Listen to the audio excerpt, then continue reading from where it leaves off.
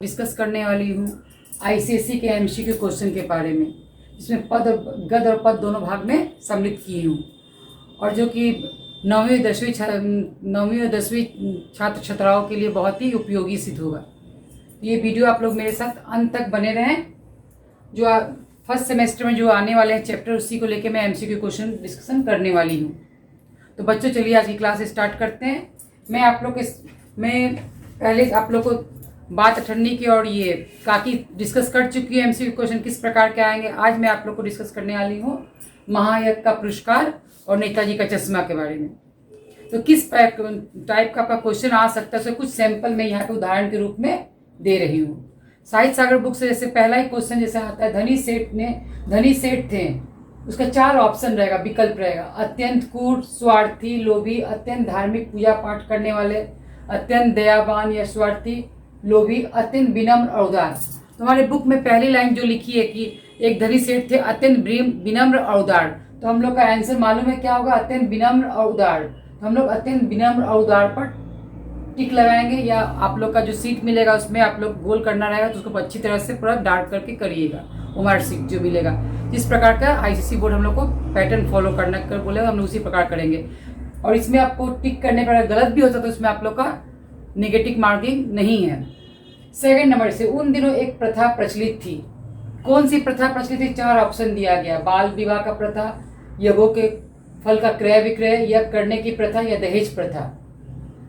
तो हम लोग महायज्ञ का पुरस्कार पढ़ चुके, इसमें लिखा ही है यज्ञों का फल के क्रय विक्रय का प्रथा प्रचलित था, इस पे हम लोग टिक करेंगे। थर्ड नंबर आता है, यशपाल जी का जन्म सन डैश हुआ था, किस सन में हुआ था? तो हम लोग यशपाल जी का यहाँ पे परिचय में पढ़े, यशपाल जी का जन्म 1903 में हुआ था। यहाँ पे 4 ऑप्शन दिए, 1903, 1907, 1904, 1908। आप लोग 1900 दे के कन्फ्यूज हो जाएंगे, लेकिन याद रखना होगा 1903। तो हम लोग 1903 पर टिक लगाएंगे। फिर फोर्थ नंबर आ रहा है, धनी सेठ डैश का मूल्य लेना उचित ना लगा। यज्ञों का मूल्य, मानवोचित कर्तव्य, मनोवांछित कर्तव्य या मानवता का कर्तव्य। तो हम लोग को मालूम है कि जो मानव का जो धर्म होता है कर्तव्य, उसका मूल्य उनको लेना उचित ना लगा। कुत्ते को रोटी खिलाकर उन्होंने समझा कि मैं अपने मानव का धर्म निभाया, इसके लिए मैं उसका फल का मूल्य नहीं लूंगा, तो इस पर हम लोग टिक लगाएंगे। 5वां, इसी प्रकार हम लोग का बहुत सारे क्वेश्चन यहाँ पे महायज्ञ का पुरस्कार से हम लोग कर सकते हैं, बुक पढ़ के हम लोग कर सकते हैं। अब फोर्थ हम लोग आएंगे नेताजी का चश्मा। नेताजी का चश्मा के लेखक डैश हैं, कौन है? प्रेमचंद, जयशंकर प्रसाद, स्वयं प्रकाश या यशपाल। हम लोग को अच्छी तरह से मालूम है स्वयं प्रकाश, तो हम लोग स्वयं प्रकाश पर टिक लगाएंगे। फिर नेताजी के चश्मा में बहुत सारे क्वेश्चन हम लोग बना सकते हैं, जैसे हम लोग अपने मन से बना सकते हैं। जैसे नेताजी का चश्मा के लेखक स्वयं प्रकाश है।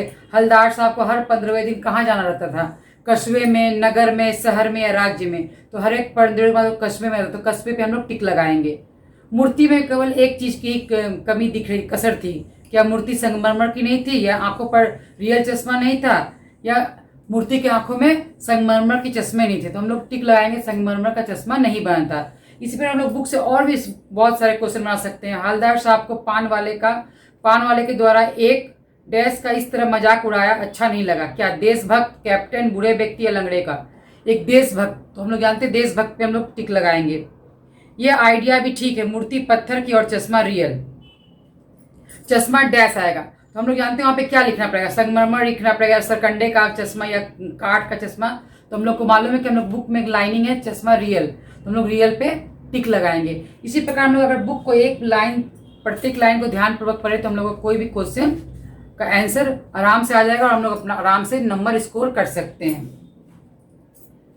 अब हम लोग आते हैं काव्य भाग में। काव्य भाग में से गिरधर की कुंडलिया ही ले लीजिए। हम लोग का जो गिरधर कविराय का कुंडलिया है, उसके ऊपर हम लोग जाते हैं। हम लोग का फर्स्ट सेमेस्टर में 4 चैप्टर आ रहे हैं। शाखी, गिरधर की कुंडलिया, स्वर्ग बना सकते हो, जन्मभूमि मेरी। थोड़ा सभी का मैं उदाहरण दे रही हूँ किस प्रकार इसका एमसीक्यू बन सकता है। सबसे पहले मैं गिरधर की कुंडलिया पे ही बना रही हूँ। गिरधर कविराय से यहाँ पे लिखा है, गिरधर कविराय जीवन के डैश अपने काव्य में वर्णन किया है। अपने काव्य में जीवन के किस पक्ष को वर्णन किया है? राजनीतिक पक्ष, धार्मिक पक्ष या व्यवहारिक पक्ष? हम लोग को मालूम है कि गिरधर कविराय ने जीवन में जो हम लोग उपयोग करते हैं, जैसे लाठी हुआ, कम्बल हुआ, दैनिक जीवन में व्यवहार करने वाला बिहेवियर, उसके बारे में अपने काव्य में लिखे। तो हम लोग मालूम है व्यवहारिक पक्ष पे इन्होंने डिस्कस किया है। फिर दूसरा, गिरधर कविराय का कविता काल डैश माया था, किस काल से माया था? संवत 1800 के उपरांत, 1800 के पूर्व, संवत 1900 के मध्य। तो हम लोग जानते हैं गिरधर कबीर राय का काल था संवत 1800 के उपरांत, 1800 के बाद में इनका काव्य का काल था। फिर गिरधर कबीर राय अपने समस्त काव्य रचना डैश में की है, किसमें? दोहा में की है या शाखी स्टाइल से शैली में की है, चौपाई या कुंडलिया? हम लोग को मालूम है गिरधर कबीर राय अपनी सारी जितनी भी काव्य की रचना है उनका एक ही शैली पैटर्न रहा है, कुंडलिया। तो कुंडलिया पे टिक करेंगे। इसी प्रकार हम लोग थर्ड चैप्टर स्वर बना सकते हैं जो काव्य का है, उस पर हम लोग भी डिस्कस कर सकते हैं। स्वर बना सकते हैं कवि डैश, कवि कौन है? सुमित्रानंदन पंत, रामधारी सिंह दिनकर, सोहनलाल द्विवेदी। हम लोग को मालूम है रामधारी सिंह दिनकर।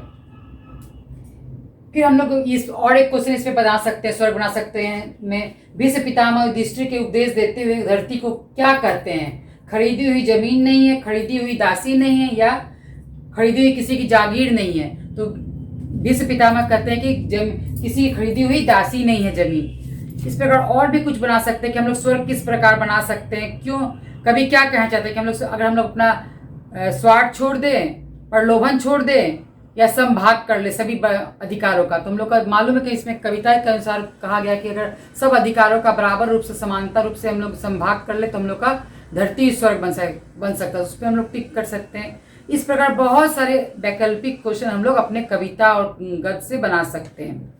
अब जिस प्रकार हम लोग का पहला चैप्टर जो साखी आ रहा है कबीरदास जी का, उस पर बहुत सारे क्वेश्चन बन सकते हैं। इससे पहला आपको लाइनिंग दिया रहेगा पैटर्न में, गुरु गोविंद दो खरे काके लागू पाए, बलिहारी गुरु आपने जिन गोविंद दियो बतलाए। तो इसी पे आएगा कबीरदास जी किस काल के कवि थे। आपका 4 ऑप्शन दिया रहेगा, आदिकाल, भक्तिकाल, रीतिकाल, आधुनिक काल। हम लोग जानते हैं कि कबीरदास भक्ति काल के कवि थे, तो भक्ति काल में लोग टिक करेंगे। अगर कोई शाखा नहीं पूछा, हम लोग सिर्फ भक्ति काल लिखा तो भक्ति काल लिखा। अगर निर्गुण और सगुण लिखा होता तो हम लोग निर्गुण में टिक करते हैं। फिर कबीरदास जी की भाषा कौन सी है? अवधी, ब्रज, पंचमेल, खिचड़ी या फारसी? हम लोग बहुत अच्छी प्रकार से जानते हैं कि कबीर जी की भाषा पंचमेल खिचड़ी थी, क्योंकि जिस जिस प्रांत में गए उस प्रांत का वो भाषा को अपने काव्य में सम्मिलित करते गए। क्योंकि वो अनपढ़ थे, उनको कोई भी काव्य का रचना का कोई भी ढंग नहीं था, उनके सब शिष्य उन्होंने काव्य रचना किया, सिर्फ उसको वाणी में संग्रहित किया। यहाँ मैं का क्या अर्थ है? अपना, अहंकार, संकोच या मेरा? मालूम है मैं का यहाँ पे अर्थ कबीरदास जी कहें अहंकार, ईगो, तो हम अहंकार पे टिक लगाएंगे। कबीरदास जी के अनुसार ईश्वर का निवास कहाँ होता है? खग में, मृग में, मानव में, हृदय में? तो जिस दोहा साखी के जिस दोहा को हम लोग पढ़ रहे हैं, 5 दोहा जो दिए हैं साखी में, उसके अनुसार यहाँ पे हृदय में होगा, हम लोग हृदय में टिक लगाएंगे। कबीरदास जी की मृत्यु कहाँ हुई थी? काशी में, लुबनी में, मगहर में या वृंदावन में? हम लोग अच्छी तरह जानते हैं कि उनकी मृत्यु मगहर में हुई, तो मगहर में हम लोग टिक करेंगे। कबीरदास जी का पालन पोषण किसने किया था? आत्माराम दुबे हुलसी, रामदास जमुनाबाई, नीरू नीमा या बैरम खान सुल्ताना बेगम? हम लोग जानते हैं नीरू नीमा जो जुलाहा दंपति थे, उसके यहाँ उनका लालन पोषण हुआ था। हम लोग को साहित्य सागर के बुक में ही कवि परिचय में हम लोग को ये मालूम चल गया है, तो हम लोग नीरू नीमा पे टिक लगाएंगे। कबीरदास जी के गुरु कौन थे? नरहरि दास, रामानंद दास जी, बल्लभाचार्य जी या मोहम्मद अमीन? रामानंद जी थे, तो हम लोग रामानंद जी पे टिक लगाएंगे। कबीरदास जी की वाणी का संग्रह किस ग्रंथ में है?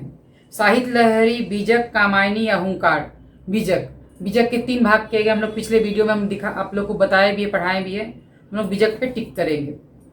इसी प्रकार कविता दोहे के अनुसार ही एक और हम लोग का वैकल्पिक क्वेश्चन बना है, बलिहारी का अर्थ बताइए। संसार, निवास, नेछावर, तात्पर्य? हम लोग जानते हैं कि वो नेछावर होगा, क्योंकि गुरु पे वो नेछावर होता है कि गुरु ने ही मुझे ईश्वर तक जाने की रास्ता बनाया, तो यहाँ पे नेछावर पे हम लोग टिक करेंगे।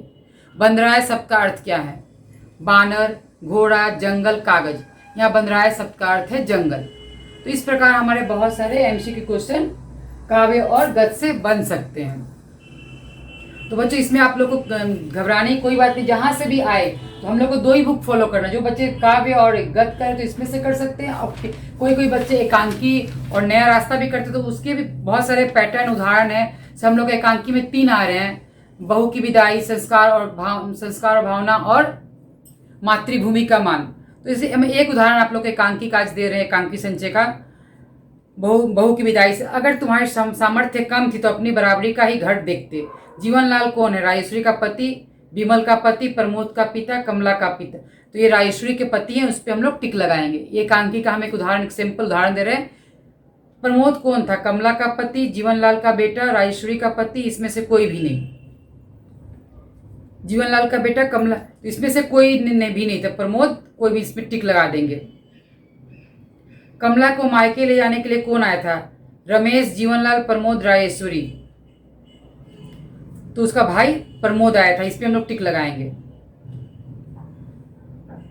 हम गौने में आपकी हर मांग पूरी करेंगे। किसने कहा? प्रमोद ने, मोहन ने, रमेश ने या राजेश ने? प्रमोद ने। विदाई की क्या मांग थी? 5,000, 10,000, 15,000, 7,000। हम लोग जानते हैं कि 5,000 रुपया मांगा गया, तो 5,000 रुपया हम लोग टिक करेंगे। सब एक ही धातु के बने। कथन का वक्ता तथा श्रोता कौन है? प्रमोद कमला से, कमला प्रमोद से, प्रमोद जीवनलाल से या कमला रमेश से? तो इसमें प्रमोद कमला से, कमला प्रमोद से। अब इसमें हम लोग को देखना पड़ेगा कौन किससे का। सब एक जीव धातु के, तो इसमें हम लोग ऑप्शन देखेंगे और कोई नहीं रहेगा तो हम लोग लिखेंगे उपयुक्त में से कोई नहीं। माँ से डैश बोलते हो? झूठ, सच। सच धीरे, माँ से झूठ बोलते, झूठ पे हम लोग लगाएंगे। मरहम अदा करने के लिए प्रमोद क्या सोच रहा था? घर बेचने की, उधार मांगने की, चोरी करने की, मेहनत कर कमाने की? घर बेचने की।